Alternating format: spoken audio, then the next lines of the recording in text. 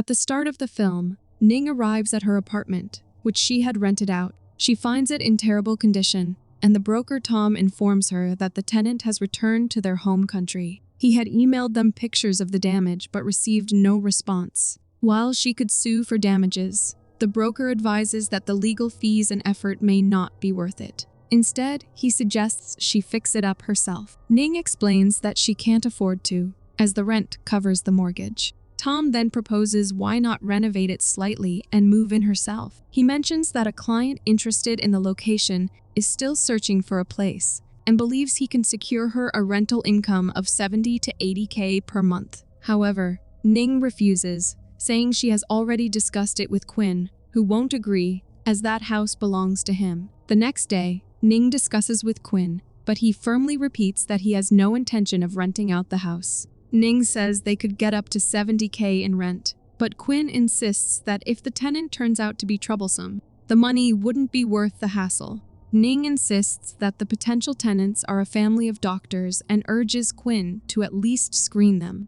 However, Quinn suggests that she sell the condo, saying it would be a better option than facing foreclosure by the bank. Ning says she doesn't want to sell it, explaining that after renting it out all these years, it would feel like a waste of her efforts. She asks him one more time to meet with them first, assuring him that if he doesn't like them, they won't rent out the house, and she will never bring it up again. A few days later, Ning calls Quinn during her interview, asking him to handle the tenants since she'll be late. Frustrated, Quinn insists he doesn't want to rent the house and tells her to cancel if she can't make it. But Ning refuses, saying they can't cancel, and she'll be there soon. Later, when Ning returns home, Tom introduces her to Dr. Nu and her mother Ratree, who recently retired from working at a hospital. Nu comments on how quiet and peaceful the place is and asks when they can move in. Before Ning can say anything, Quinn immediately responds, "Next month is fine." A few days later, as they are vacating the house, their neighbor Forn approaches Ning and mentions the ficus tree she had requested. She will text her later when she can come to pick it up.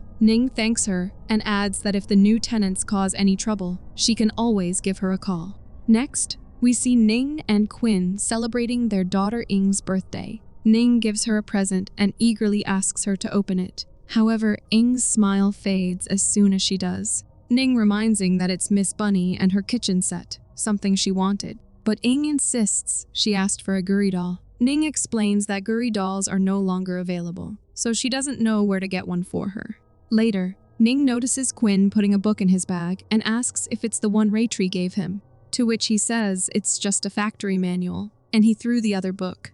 Ning asks if he wants to sleep inside due to the heat, but he declines, saying he's used to it and snores loudly. She sits beside him and hugs him, thanking him for moving into the condo, and he agrees it's nice and closer to Ing's school. Noting his love for Ing, Ning playfully suggests having another child, but spotting a tattoo on his chest, she asks about it, to which Quinn explains that he got it on a dare while drinking with his boss on Kyosin Road. The next day, Ning visits Quinn's house, only to be met with a cold reception from Nu, who asks, "What are you doing here?" To which Ning explains she needs family photos from storage for Ing's homework. No allows her inside, and as they walk toward the storage room, Ning suddenly notices someone pulling the window curtains shut, which leaves her with a lingering sense of unease. When Ning opens the storage room door, a pile of items falls out, prompting them to pick everything up, and as they do, Ning notices the same tattoo on Nu's neck. Ning asks if they got any mail, to which No responds, "There is, and let me go fetch it for you." As Ning waits, she receives a text from Forn saying, "Drop by my place before you leave." She glances toward Forn's house and sees her standing by the window. Just then, Nu returns and hands Ning the mail. However, Ning notices that the envelopes have already been opened, to which Nu quickly apologizes, explaining, "I thought they were mine, so I opened them." Ning then visits Forn, who doubts the tenants are doctors, noting they stay inside all day and never go out. Forn then leads Ning to the window and points out crow's feathers hung to one of the windows of her house, saying it looks like some kind of black magic, and that strange chanting comes from Ing's old room every day at 4 a.m. Forn continues that one night, my dog Beidaway started howling non-stop. I got up to check and saw a flock of crows flying over your house. And the next morning, I found Baitaway dead behind my house, covered in blood. Back home, Ning visits the Medical Council of Thailand's website, only to be shocked when she finds no record of Ratree in the database. Suddenly, her laptop shuts down, and as she gets up for the charger, she bumps into Quinn, who asks why she's looking up Ratree's name. She explains she wanted to verify Ratree's credentials, but found nothing, to which Quinn suggests her name might have been removed since she's retired. Ning mentions that the tenants seem a bit strange, explaining that she dropped by to get something at the house today, and Nu didn't seem to want her to enter the house, and they opened their mail as well. But Quinn brushes it off, saying he'll handle updating their mailing address. Changing the subject, when she asks about his tattoo's meaning, he admits he doesn't know, and when she tells him that Nu has the exact same tattoo, Quinn remarks that he didn't expect it to be so common before heading into the bathroom. The next day, Ning calls her friend Nuch and asks if he can help run a background check on her tenants, saying they seem to be part of some kind of cult. Meanwhile, Ing notices a crow's feather on the ground and picks it up. That night, a flock of crows gathers on their condo balcony, while blood seeps from Ning's bed. The patio door then opens on its own, and Ing tells Ning that someone is in the room. Ning asks who it is, but noticing a mirror in front of them, dismisses it as a reflection, and tells Ing to go to sleep. However, she soon hears the crows cawing and sees the patio door open. Curious, she checks outside and shuts the door, but her closet door swings open by itself.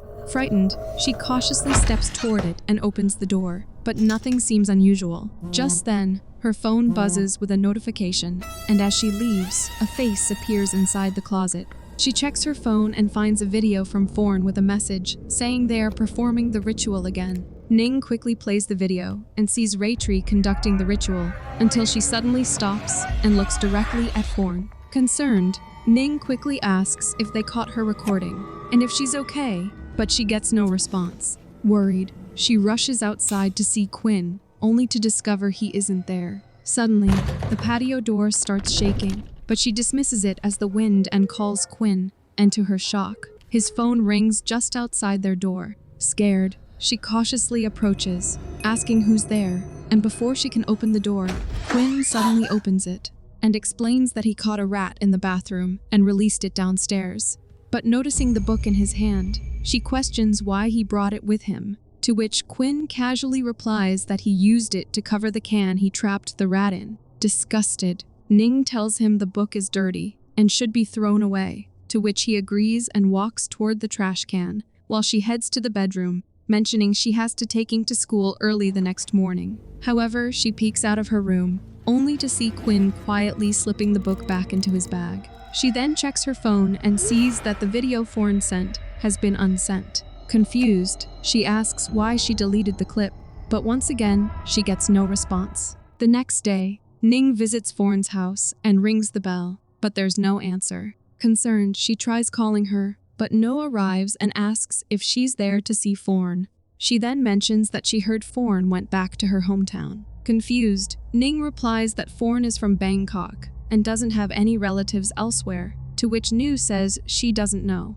But that's what Forn claimed. When Ning returns home, she reminds Ing to put her things away properly and says her iPad time is over. She then mentions having a headache, but when Ing doesn't respond, she moves toward the chair. As she steps closer, the iPad screen suddenly goes dark, revealing a Guri doll sitting on the chair.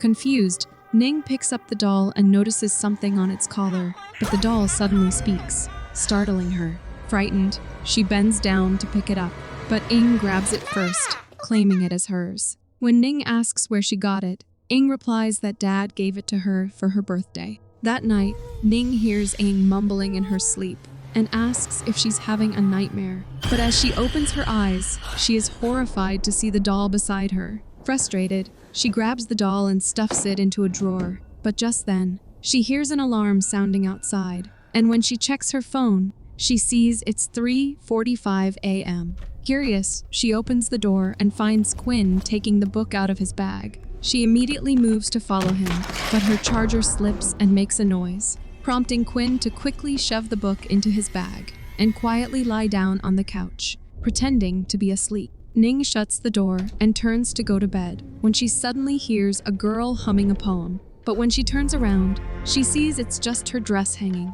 Uneasy, she cautiously walks towards the dress and quickly throws the dress into the wardrobe, only to see a ghost's reflection that vanishes when she turns. But when she looks again, she sees the ghost reappear, carving something on Ing's chest. Panicked, Ning whips around to find nothing there, but now the ghost is staring directly at her, prompting her to immediately switch on the lights. The next day, Ning checks the mark on Ing's chest, and she notices Quinn watching them from outside, before he silently turns and walks away. That night, after Quinn leaves the house, Ning cautiously goes to check his bag and finds the pin to its lock. Ning follows Quinn to the top floor of their building, where she notices a door slightly open. Curious, she peeks inside and hears sounds coming from within. Intrigued, she steps inside, and as she moves forward, she discovers a staircase leading upward. And the moment she approaches the stairs, the sound of crows begins to echo. Ning reaches the terrace and is shocked to see the sky swarming with crows. And as she looks around, she hears someone chanting. Cautiously, she moves in that direction, pressing herself against the wall to stay hidden. And to her horror, she sees Quinn sitting in the corner of the terrace, performing some kind of ritual. Suddenly, a dish antenna tilts and nearly falls on her, startling her. Terrified, she turns to run, but then stops hearing more voices chanting. Intrigued, she goes back to check and sees dozens of crows perched around Quinn. Quickly, she pulls out her phone to record the scene, but just as she starts, a face appears right in front of the camera, blocking the view, and Ning freezes, as there's no one in front of her, but we see a ghostly girl standing inches from her. A horrifying demonic eye then appears, startling her, and suddenly the crows launch an attack. Screaming, Ning bolts down the stairs, desperately fleeing.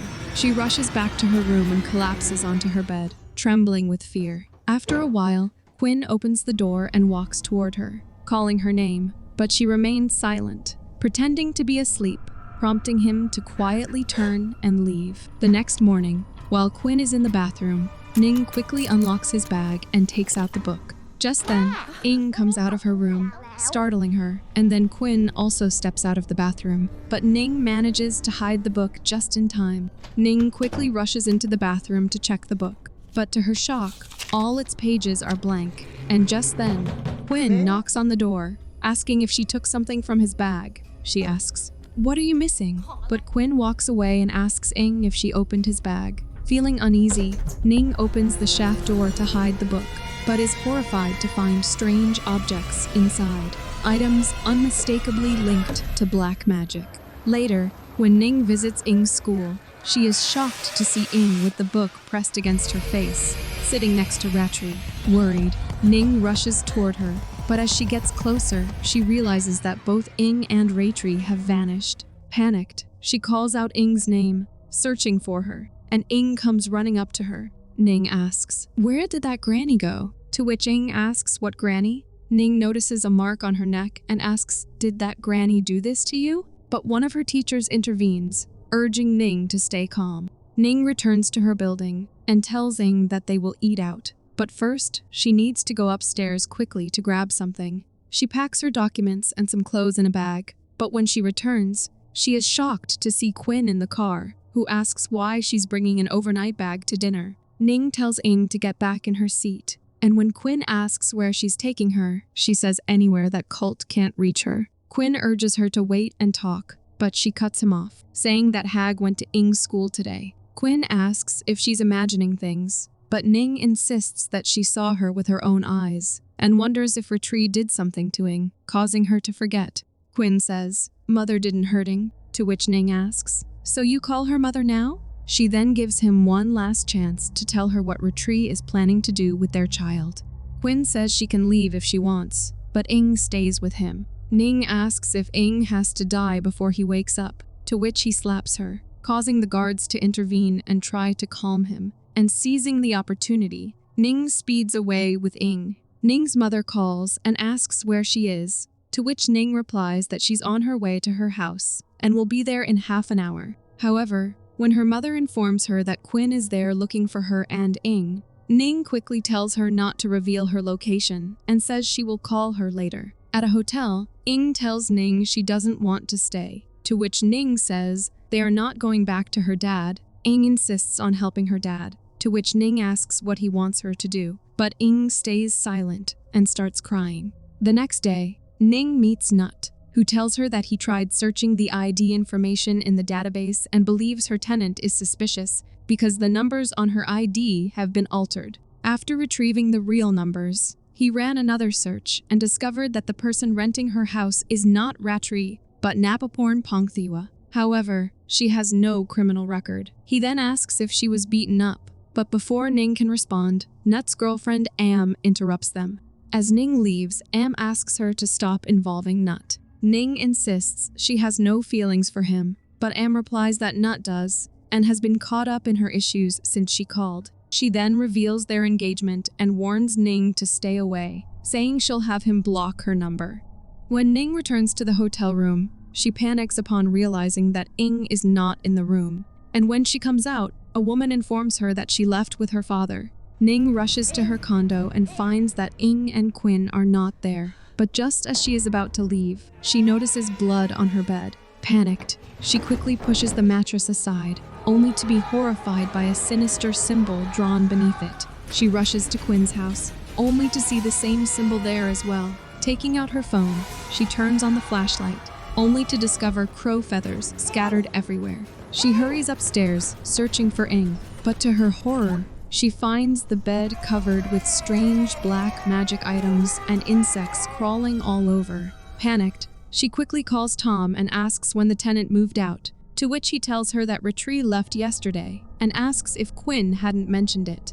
Next, we see her with Tom, who tells her that Ratree is not answering her phone and suggests she check the hotel again, saying that maybe Kawin just took Ing out for dinner and has returned. She then asks if their rental house is much further, to which Tom replies it's not, and says he'll try calling Ratree again. However, as he does, Ning notices the same symbol on his wrist. Acting as if she is about to vomit, she prompts Tom to stop the car. She quickly rushes out, and when he follows to check on her, she suddenly shoves him back, jumps into the car and locks it. Tom asks what she's doing, but she threatens to call the police, accusing him of being in the cult because of his tattoo. However, when he shows it, it's different. She then asks how he knew about the hotel, and he points out that her keycard is on the back of her phone and that he stayed there before. She reaches to open the door but freezes when she spots the red book, and before she can react, Tom smashes the window. As she scrambles to escape, he grabs her, and when she struggles desperately, she sees the same symbol on his chest. She grabs the car's cigarette lighter and presses it against his arm, burning him and breaking free. But he chases and strikes her with a stone, knocking her down. After this, he puts her in a bag and takes it to a house that is up for sale. He drags the bag inside, and just as he does, the alarm on his phone goes off. He takes out his phone to silence it, and the scene cuts to black. 11 years ago, we see Kawin with his daughter, Jaya. He opens her gift with her, revealing a Guri doll, and then wishes her a happy birthday. As she takes the doll out, he asks if she likes it and tells her that he had it made with a dress just like hers, and also stitched her name onto it with his own hands. Kawin enjoys a happy life with his daughter, and one day, he tells her to shower, assuring her he fixed the water heater. Jaya enters the bathroom, turns on the heater, and steps into the shower, humming a poem as warm water flows. But suddenly, a short circuit sparks through the heater. At Jaya's funeral, mourners gather in somber silence. Amidst the grief, it is revealed that Jaya's mother left shortly after giving birth, leaving Kawin to raise her alone. And now, with Jaya gone, he is truly alone. Days turn into weeks, but Kawin is unable to move on from his daughter's death. Consumed by grief, he drowns himself in alcohol, day and night. And, desperate to fill the void, he begins treating Guri doll as if it were Jaya, replaying the recording of Jaya's voice over and over again. One day, Ning mistakenly arrives at Kawin's house, thinking it is Forn's. But as she is about to leave, he points out that there is something above her lips. As she checks it, Kawin returns with wet wipes and offers them to her, to which she thanks him. And as he turns to leave, she stops him and asks, "Do you already have insurance?" After this, we see that Ning and Kawin are married, and they also have a daughter. One day, Quinn hears Ing humming the same poem that Jaya used to hum. He goes to check on her and sees her practicing steps, asking Jaya, "Did I get them right?" He steps into the room and asks who is she talking to which Ing replies, "I'm talking to Bunny." Later, when Ing comes downstairs, she asks Ning for 3 eggs, saying she wants to grow so tall that she can reach the stars. And Quinn immediately recalls that Jaya used to say the exact same thing. One day, as he is looking through a box of Jaya's toys, his phone rings. He answers the call, and it's Ning, asking him to take care of the tenant for her since she is still at the interview. Next, we see Quinn showing the house to the tenants when he notices Ratree standing outside the bathroom. As he approaches her, she remarks that everything happened so fast and that, at least, there was no pain. He steps closer and asks who she is talking about, to which Ratree responds that he would know better than she does, and tells him that her spirit is still lingering where she passed away. She then turns to him and extends a book, saying, perhaps this might help him. Confused, he takes the book and opens it, only to find its pages blank. But Ratree tells him if she is able to move into the house, they will likely have a chance to talk more. Just then, Ning arrives, and Tom introduces her to Nuch and Ratree. A few days later, Quinn visits Ratree and says that on the day they first met, it seemed as if she could see his daughter's spirit. He adds that even Ing seems to sense Jaya's presence, but he himself has never been able to see her. Ratree tells him that if he has faith in his mightiness, his prayers will be heard, but whether he can truly connect depends on whether he opens his heart to him or not. After this, it is revealed that Quinn started visiting Ratree and Nuch regularly. He was the one who opened that mails, and when Ning arrived, he was already there, the one who closed the curtain to hide himself from her. Ratree tells him that the crows he saw are messengers from his mightiness, signaling that it is time for Jaya's spirit to depart. Shocked, he asks why, saying he hasn't even had the chance to see Jaya yet, to which Ratree explains that Jaya doesn't want to leave him, but she has no choice. Desperate, he asks if there is a way to help Jaya and begs Ratree to let him see her at least once more. Ratree then reveals that she can perform a ritual to bring Jaya's spirit back, but they must first find a new body for her, one around Jaya's age and capable of communicating with spirits. He hesitantly asks if she means Ing, to which Nuch explains that 2 spirits can coexist in one body, with Jaya only being a resident, and Ratree adds that Ing won't feel any change. Quinn gifts in the Guri doll, telling her that it once belonged to Jaya. He then gets up to place Jaya's hair clip on her hair and tells her that Jaya is her older sister. He then asks how long she has been seeing Jaya and why she never mentioned her before. Ing explains that Jaya doesn't like being noticed and disappears whenever someone else is around, but she hasn't seen her since they moved to the condo. Quinn gently tells her that Ratree said Jaya won't be with them anymore, explaining that, unlike them, Jaya doesn't have a body, so she can't continue to be with them. He then asks if she wants Jaya to come back, telling her that she is the only one who can help. Seeing his distress, Ing asks him not to cry and assures him that she will help Jaya. After this, one day, when Quinn was alone at home, he placed the black magic item in the shaft and began worshipping it regularly, and it was also he who drew the symbol on the bed. That night, as Quinn performed the ritual on the terrace, words mysteriously appeared on the book's pages. Suddenly, he finds himself standing behind himself, surrounded by a group of people sitting and chanting, and before he could understand anything, Jaya's spirit suddenly passes by. Hoping to see his daughter, Quinn rushes toward her and finds her sitting nearby. He approaches her, calling out that he is her father, but the spirit vanishes. Desperate, he searches frantically, pleading for her to show herself, but hears a scream and sees Ning there. Snapping out of the ritual, he hurries to check on her, and realizing she saw him performing the ritual, he quickly texts Nuch. Afterward, he enters Ning's room, but receives a reply from Nuch, telling him that Ratree will perform the ritual for Jaya and Ing tomorrow. The next day, Ratree tells Quinn that Ing needs 3 marks on her body for the ritual. Jaya has already made the first, and if Ning allows it, Ratree will make the second. When Quinn asks about the third, she says he must create it himself, as he is the one who brought Ing into the world. After this, Ratree meets Ing and makes a mark on her neck. Next, We learn that Ing was the one who called her dad to pick her up from the hotel, and when Quinn arrived in a hurry, he accidentally bumped into Am, who became angry but chose to ignore him after noticing Nuch and Ning. He then rushes to Ing, who tells him he is late. The housekeeping lady watches them, but as she enters a room, he quickly picks Ing up, saying that her mom is on her way up. After this, he takes Ing to his old house but receives a text from Nu, asking him to come over to Forn's house. Later that night, both Ning and Ing watch through the window as Tom arrives to pick up Ning and take her to Ratree. However, No tells Quinn that Tom will take Ning to their new house, far from there, which Ning will find empty, and she will likely start searching elsewhere. Quinn asks her when Forn will return from the meditation training, to which she replies she will return tonight, and asks if he doesn't believe her. He says he does, and she then suggests they go prepare for the ceremony at his house. Next, Quinn grabs a knife and makes a cut on his hand, and using his blood, he carefully makes the final mark on Ing's forehead.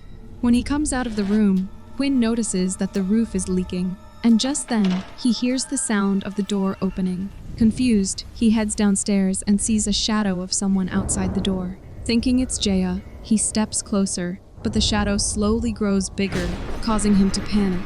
But suddenly, Forn opens the door, shocking him. As she steps inside, Quinn says he thought something had happened to her, but she remains silent and suddenly stabs him with a knife. Terrified seeing her eyes, Quinn pushes her away, attempting to flee, but she chases him and stabs him again. In that moment, Ing rushes downstairs, crying for him, but No pulls her back, and Quinn watches helplessly as Ratree steps downstairs. She then reveals a doll and tells Quinn it's Prey, her youngest daughter, who drowned at 7. Quinn realizes the girl he saw that night wasn't Jaya but Prey's ghost, and Ratree explains she has kept Prey's spirit in the doll for decades, waiting for a suitable body, and tonight she will live again.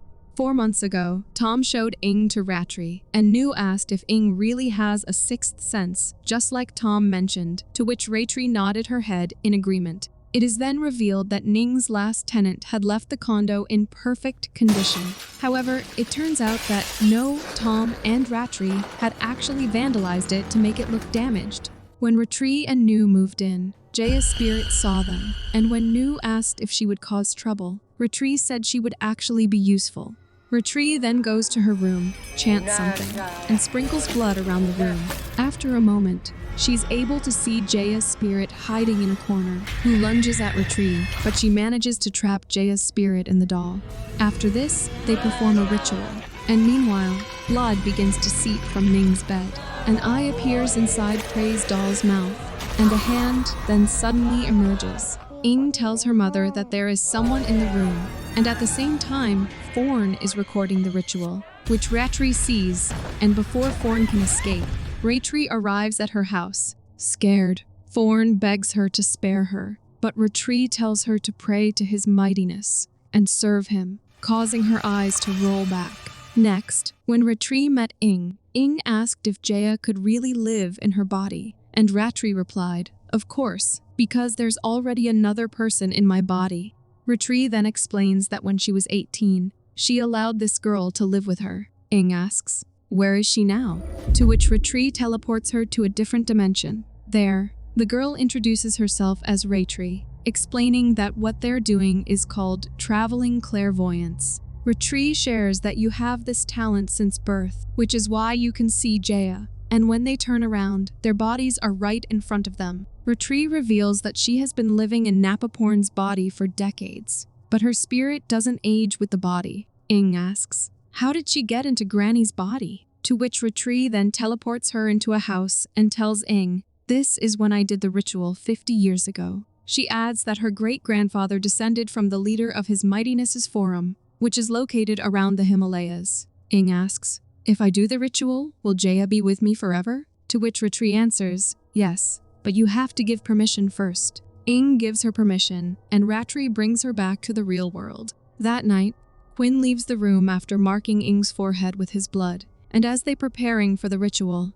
she asks why she let Ratree live in her body and whether they are best friends. Ratree tells her they barely knew each other, and the truth is that the original owner of this body was murdered so she could live in it alone. Shocked, Ing asks, "Are you Ratree?" And Ratree nods. Terrified, Ing flees the room and finds Quinn downstairs, but Nu pulls her back and silences her. Ratree then cuts her hand, making a symbol on Prey's doll with her blood. Afterward, she sacrifices a crow and applies its blood to a large symbol on the wall, and the scene then shifts to Tom, who turns off the alarm. He then opens the bag, takes Ning's phone from her pocket, and throws it into the water. However, when he returns, he is shocked to find that Ning is missing. Panicked, he starts searching for her, but we see that she is hiding in the water. Meanwhile, Nu and Ratree forcefully bring Ing into the room to perform the ritual, and the doll suddenly looks at her. Tom approaches the car, unaware that Ning is hiding underneath. She tries to cut his leg, but he steps away just in time. Quinn kills Forn and hides her body in the bathroom. Afterward, he heads upstairs, but hears Ratree telling Nu to go check if Forn is finished. No comes out of the room and notices the roof is leaking, and we see Quinn hiding behind the door.